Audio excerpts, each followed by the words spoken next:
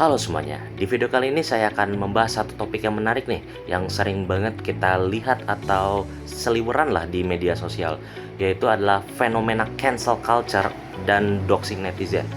Dilihat dari kacamata etika filsafat dan teori framing Robert Enman atau Enman, kita sering banget nih lihat ada akun atau orang yang mendadak dipromosikan jadi musuh bersama di Twitter ataupun TikTok sendiri. Hanya dalam beberapa jam identitas pribadi musuh bersama ini tiba-tiba tersebar luas. Tempat kerjanya diteror dan sosoknya di cancel rame-rame. Jadi kayak ini orang kita jauhin lah gitu loh, secara digital gitu. Di satu sisi netizen merasa lagi menegakkan keadilan, tapi di sisi lain, apakah aksi main hakim sendiri ini di media sosial ini etis? Mari kita bedah fenomena ini. Menggunakan 4 elemen framing milik Robert Enman. Poin pertama adalah define problem atau mendefinisikan masalah. Jadi elemen pertama Enman adalah define problem. Dalam kasus ini, masalahnya dibingkai oleh netizen sebagai pengadilan sosial demi akuntabilitas. Namun secara etis, masalah sebenarnya adalah pergeseran kebebasan berekspresi menjadi aksi perundungan massal.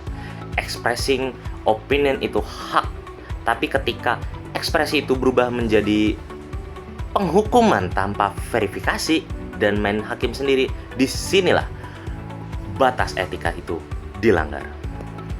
Oke, setelah mendefinisikan masalah, yang kedua atau elemen kedua yaitu adalah diagnosis causes atau mendiagnosis penyebab. Elemen kedua ini, kenapa netizen seneng banget sih melakukan cancel culture dan doxing? Pertama, karena adanya anonimitas dan psikologis massa. Saat menghujat ramai-ramai, seseorang merasa nggak punya tanggung jawab pribadi atas dampak ke korban. Lalu kedua, algoritma media sosial memang menyukai emosi negatif dan amarah karena itu yang paling cepat bikin viral. Jadi ada dorongan sistematik yang bikin orang makin semangat membesar-besarkan masalah orang lain.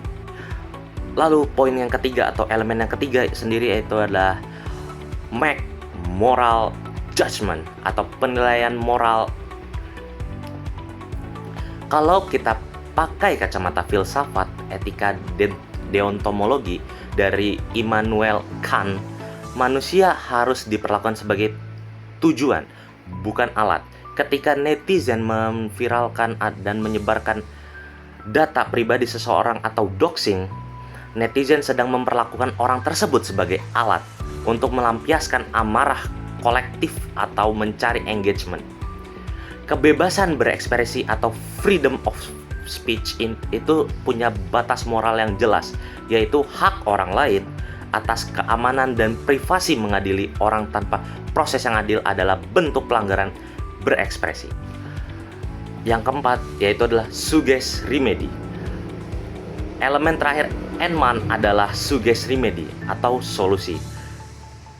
Kalau menurut saya solusinya itu lumayan simple sih, tapi untuk bagi seorang Indonesia ya yang sangat suka keributan, menurut saya ini sangat sulit, yaitu budayakan pause before post. Jadi kita harus berhenti sebelum memposting sesuatu ke media sosial, karena apapun yang kita post itu akan berdampak cukup signifikan, entah itu terhadap seseorang yang kita komentarin atau terhadap diri kita sendiri. Jadi kita itu harus belajar menahan diri sebelum ikut-ikutan menyebar ujaran kebencian atau menyebarkan data pribadi orang lain.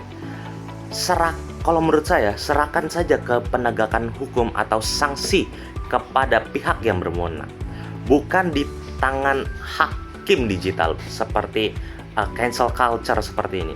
Kita perlu jadi pengguna media sosial yang kritis, bukan sekedar pengikut arus emosi massa. Jadi kesimpulan terhadap konten saya atau konklusi dari konten saya itu adalah media sosial memang memberikan ruang berekspresi yang sangat luas. Tapi perlu diingat, punya ruang untuk berbicara bukan berarti kita bebas menghancurkan hidup orang lain lewat jari kita atau lewat omongan kita. Sebelum jempol kita ikut mengetik komentar pedas di kasus viral berikutnya, coba tanya ke diri kita sendiri, apakah kita sedang memperjuangkan keadilan atau sekedar ikut-ikutan main hakim sendiri. Sekian konten saya.